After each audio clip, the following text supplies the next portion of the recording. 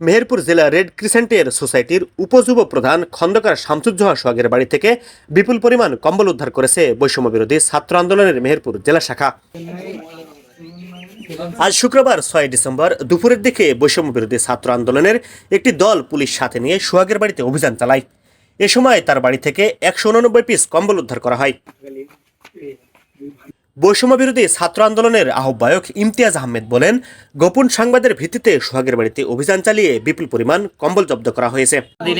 গত পরশু দিন আমরা একটা খবর পাই যে এই বাড়িতে কিছু কম্বল আছে।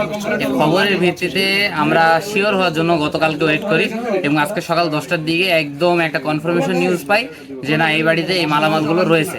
এই নিউজের ভিত্তিতে আমরা মেহেরপুর বৈষম্য বিরোধী ছাত্র আন্দোলন কমিটির অন্যান্য সদস্য এবং অন্যান্য আমাদের ছাত্র ভাইরা সবাই আমরা এই বাসায় আসি।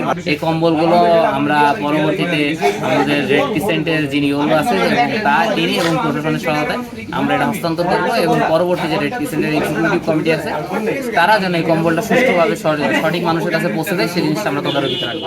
উদ্ধারকৃত কম্বলগুলো মেহেরপুর জেলা প্রশাসনের কাছে হস্তান্তর করা হয়েছে।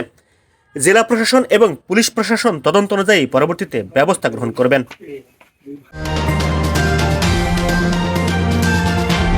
এমটিভি অনলাইন, সত্যের পথে মোরা।